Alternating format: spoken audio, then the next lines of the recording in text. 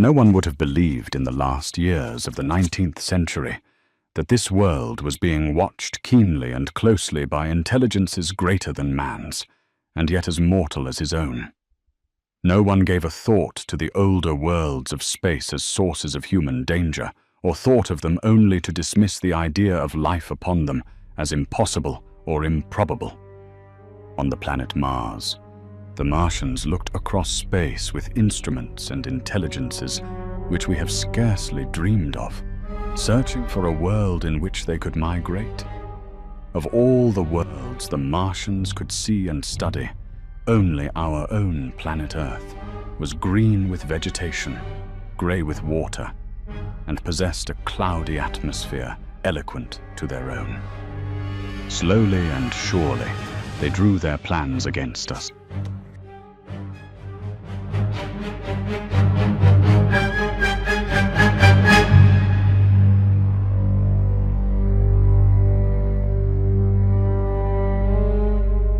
Recalling that pleasant summer's eve, when Ogilvy the astronomer had invited me to see his observatory.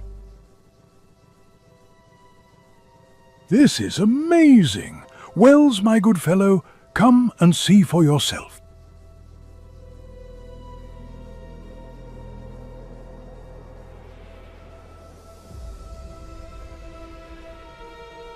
Professor, what is that green mist being expelled from the planet's surface?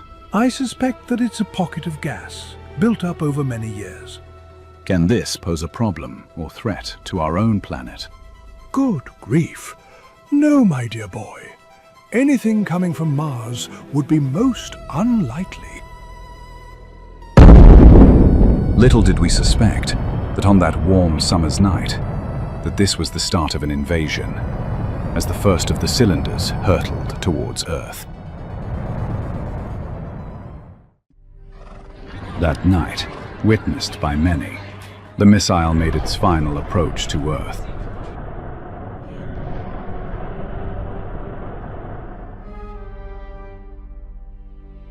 The following morning I rose early.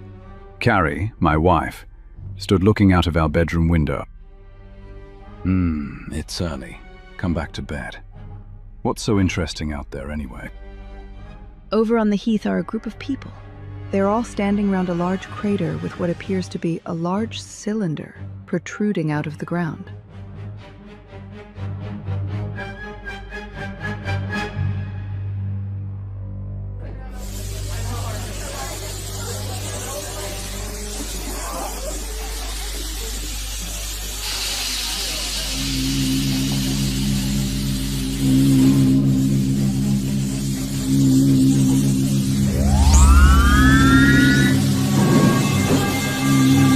It's a blooming bomb! Gub, we need to get away from here. Now!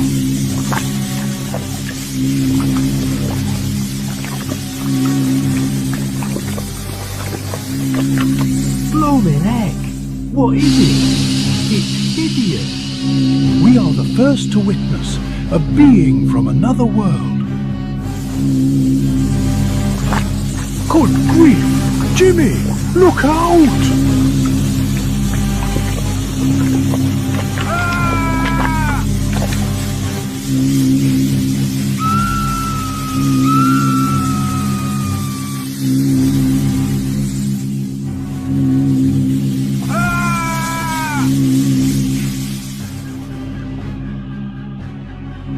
There was panic surrounding the crater. Large crowds of people ran in terror. A youth, his leg cut and bleeding, his injury slowing him down. He limped towards me. Are you all right? Tell me, boy, what's happened? There's something in the crater, and it ain't human.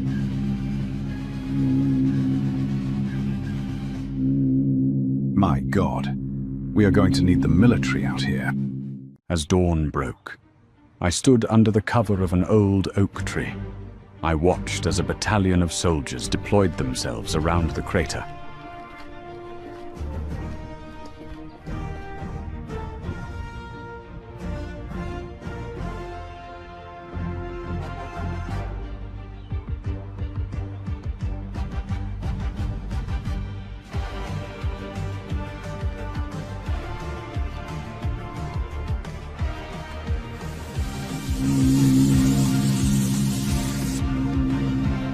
From the crater's mist, a monstrous, gigantic tripod rose, as if from the depths of hell.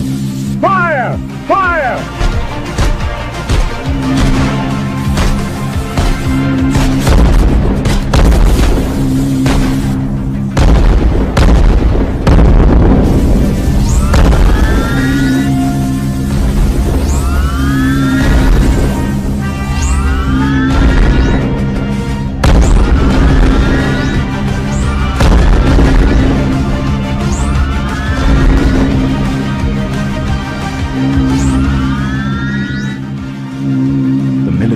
No match against the Martian machine and its heat ray.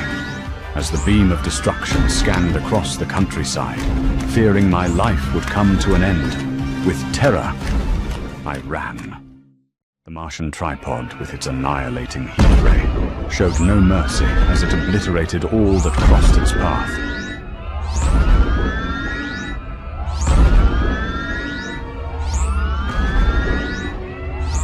Carrie! I had to get Carrie to safety. Get to the port. Get a ferry across the channel. I'll join you as soon as I can. Darling, I love you. Garv, we have to leave, now! That blinking machine's getting awfully close. Securing a cab, I said my farewell. My heart sank and felt heavy as my beloved Carrie left.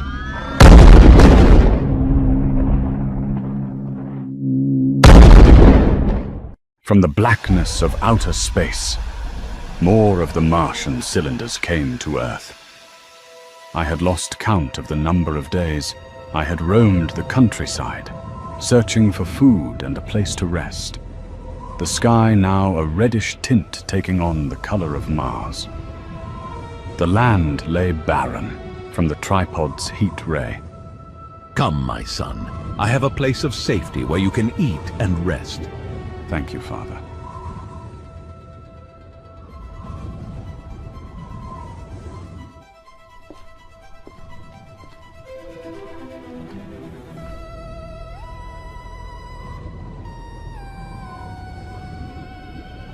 I think we should try to make contact with them. Let them know we mean them no harm. But Father, they're not human. They are some kind of advanced civilization. For that reason, they should be nearer the Creator.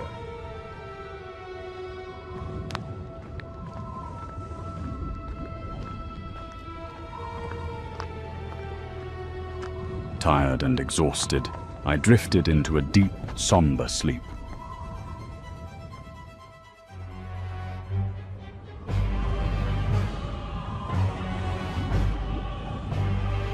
Though I walk through the valley of the shadow of death, I shall fear no evil.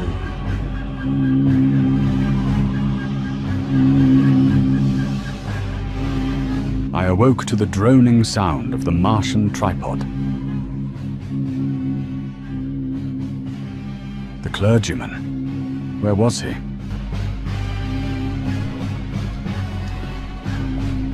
And I shall dwell in the house of the Lord forever. Father, run!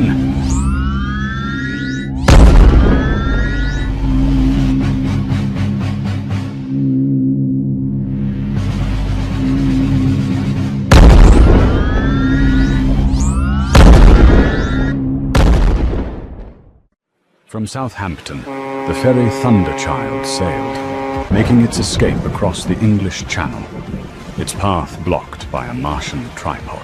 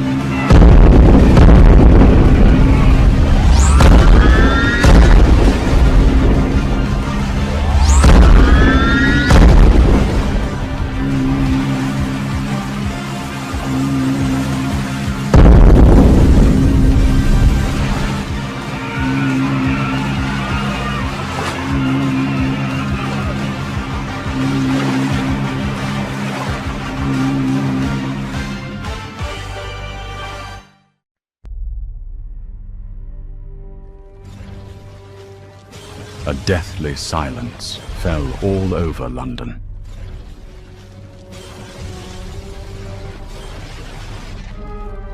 As buildings, towns, and cities fell into decay and rubble from the destroying Martian heat.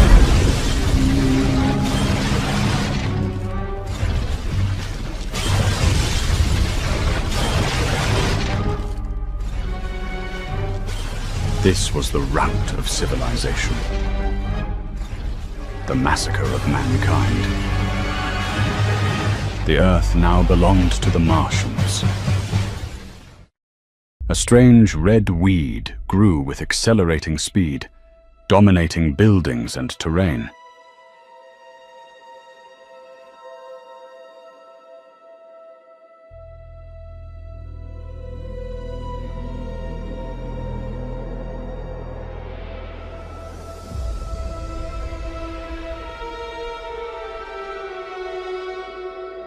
I had lost the number of days I had wandered through this strange and weird new world. Suddenly, my attention was drawn to a nearby field. A Martian tripod pursued a group of people. The man fell to the ground. Oh God, we were being hunted and used to feed these monstrous creatures. In horror, I watched as a long tube sucked the blood from the man's body.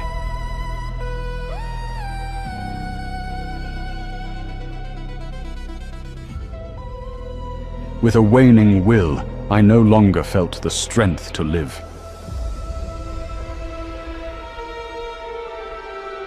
The pain in my leg now excruciating, I collapsed on a bale of hay.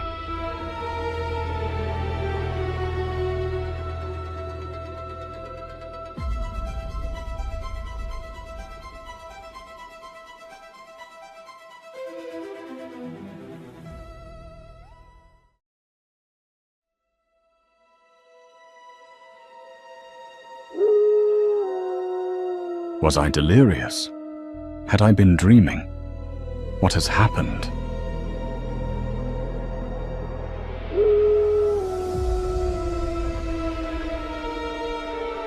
A strange, haunting sound, that of a dying animal.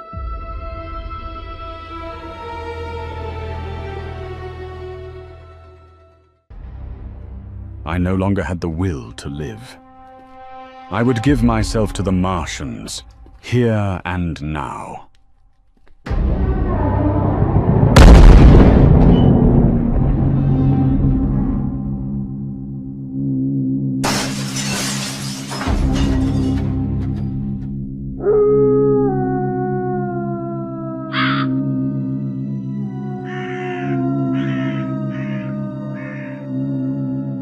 I stood with a group of survivors.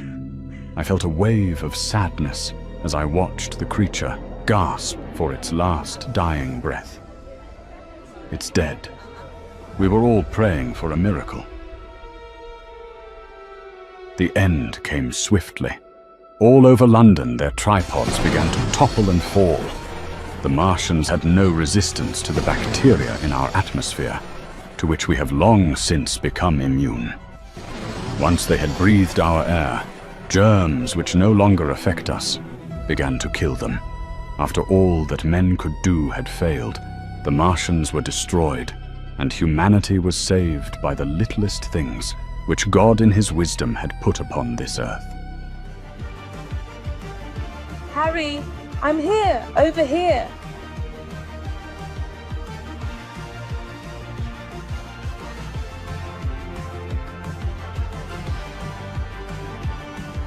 Carrie, oh my God, is it really you?